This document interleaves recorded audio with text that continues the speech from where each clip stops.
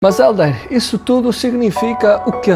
Que tu és contra a pena de morte? Talvez tenhas ficado até aqui só para saber a minha opinião e a resposta é um homem que matou mais de 50 mulheres. Não chorou, não tremeu, não se arrependeu, mas quando ouviu uma única frase, esse mesmo homem desmoronou em lágrimas. E talvez o que esse homem viveu é exatamente aquilo que te está a prender ao dia de hoje. Esta é mais uma sexta polémica, por isso fica comigo até ao final deste vídeo, porque esta história vai mudar a forma como tu olhas para a justiça, perdão e liberdade emocional. Algo que eu não escondo de ninguém, eu sou cristão, não de uma forma religiosa, sempre que me perguntam, és católico, testemunha de Jeová, evangélico, nenhum dos dois. Jesus não veio implementar nenhuma religião ao mundo, mas isso também é um tema para outro assunto. E trabalho também especificamente com desbloqueio emocional. Eu acredito que nós somos seres de corpo, alma e espírito e jamais uma alma ferida vai prosperar. Mas porquê é que eu estou a falar disto? Porque por mais estranho que pareça, eu descobri que a forma como nós olhamos para a pena de morte e a forma como nós reagimos à pena de morte, na verdade, ela revela muito mais sobre nós do que propriamente sobre os criminosos em si. Um dado curioso, inclusive, sabias que mais de 4% das pessoas no corredor da morte nos Estados Unidos são inocentes? E pior do que isso, a maioria dessas pessoas que estão no corredor da morte e são inocentes, elas perdoam os acusadores precisamente antes de morrer. Nós, que achamos que somos muito justos, perguntamos-nos sempre, mas como é que é possível alguém perdoar outra pessoa que o vai matar injustamente? De qualquer das formas, este assassino em série, do qual nós vamos falar hoje, ele era um psicopata.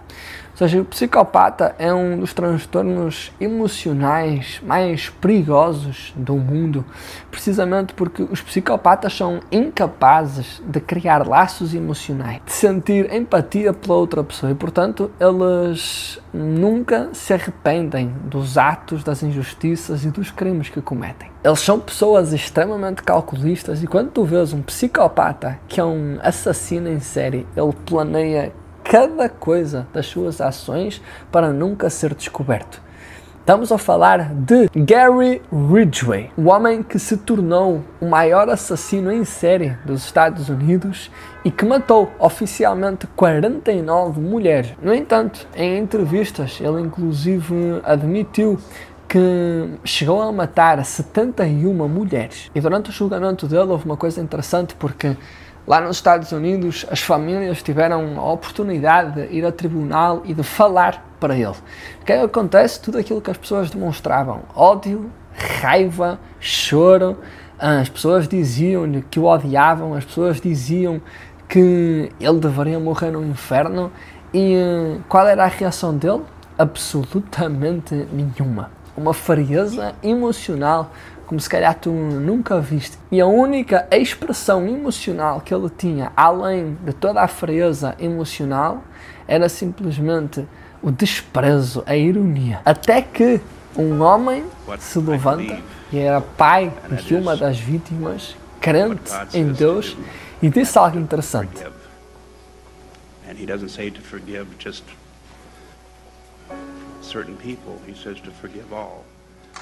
Pela primeira vez, este homem chorou como uma criança. A justiça não o comoveu, o ódio não o quebrou, mas o perdão entrou e tocou onde mais nenhuma outra coisa conseguiria ter entrado. Óbvio que talvez tu não estejas numa prisão, mas e se eu te disser que talvez tu estejas a viver aprisionado simplesmente por algo que te recusas a perdoar? Um pai ausente, uma ex-namorada, um ex-namorado que te destruiu emocionalmente, alguém que te traiu, alguém que gozou contigo ou que simplesmente te abandonou. Tu estás à espera que seja feita justiça, mas aquilo que tu precisas verdadeiramente é de libertação. E atenção, porque a libertação e o processo de perdão não significa dizer que a atitude que a outra pessoa teve contigo foi certa.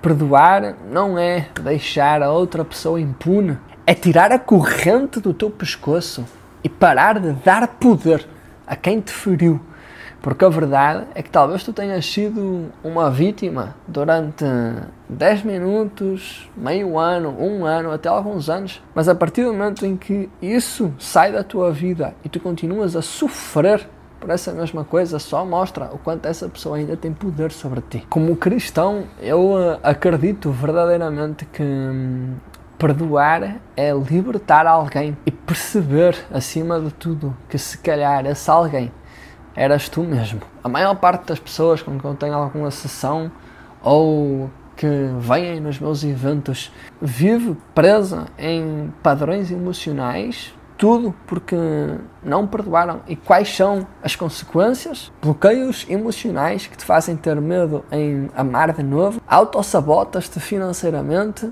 pessoas extremamente consumidas por vícios emocionais, crises existenciais, ansiedade, depressão, não saber quem é, não saber o que vai fazer ao mundo, falta de vontade de se levantar da cama, procrastinação, e aquilo que na tua cabeça era eles devem pagar por isso, vira literalmente eu pago com a minha paz todos os santos dias. Porque essa é a pergunta que tens que fazer. Vale a pena a paz que deixas de ter para manter o perdão que tu não consegues libertar de dentro de ti? Mas, Helder, isso tudo significa o quê? Que tu és contra a pena de morte? Talvez tenhas ficado até aqui só para saber a minha opinião, e a resposta é... depende.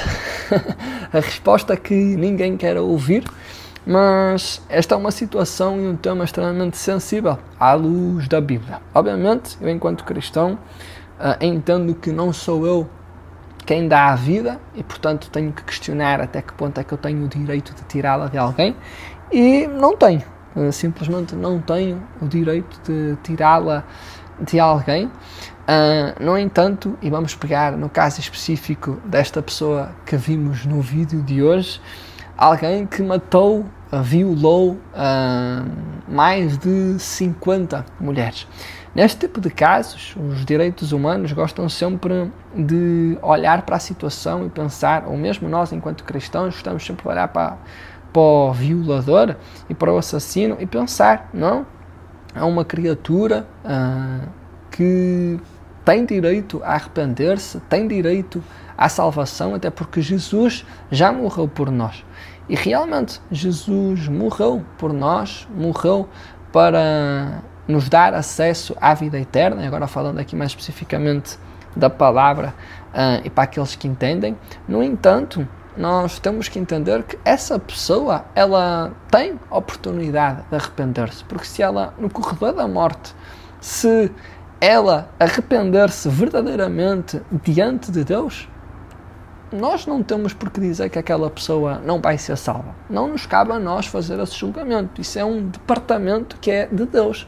Mas nós gostamos sempre de olhar para a vida daquela pessoa, mas esquecemos de olhar para a vida das 50 vítimas, porque queremos justificar o nosso lado com o direito que aquela pessoa tem ao arrependimento, mas esquecemos que talvez 50 mulheres, 70 mulheres tenham morrido sem sequer ter tido tempo para se arrependerem, sem sequer terem tido tempo para conhecerem quem é Deus. E já para não falar nos estragos familiares das vítimas, porque normalmente aquilo que acontece é uma revolta das famílias contra o próprio Deus, de porque é que isto aconteceu àquela pessoa. Deus não pode ser verdade.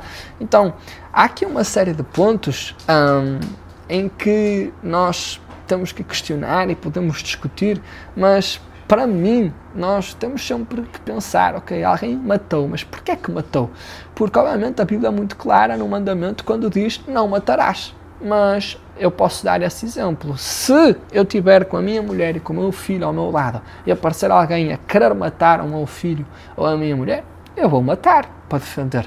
Então, isto é uma situação que tem que ser discutida e realmente depende da perspectiva, depende da intenção, depende da situação. Até porque os mandamentos de Deus, eles foram feitos porque existiram quebras de princípios, ou seja, toda a lei é uma quebra de um princípio. Então, só existe a regra não matarás porque alguém matou. Para mim, esse mandamento, essa lei, não faz diferença nenhuma. Porque eu sei que, na minha sã consciência, não me vou lembrar agora de ir matar alguém. E, portanto, temos que olhar para o caso e perceber em que circunstâncias é que o crime, o assassino, foi cometido. Até porque a Bíblia fala numa coisa interessante, e obviamente isso não anula a graça de Deus e o sacrifício de Jesus, mas em Romanos 13, a Bíblia vai falar sobre toda a alma esteja sujeita às autoridades superiores, porque não há autoridade que não venha de Deus, e as autoridades que há foram ordenadas por Deus. Depois, isto é Romanos 13, versículo 1, e depois no versículo 4, diz: porque ela é ministro de Deus para teu bem. Ela quem? A autoridade. Ou seja, governos, etc. Mas, se fizeres o mal, teme, pois não traz em vão a espada, porque é ministro de Deus e vingador para castigar o que faz o mal. Então, a autoridade traz a espada.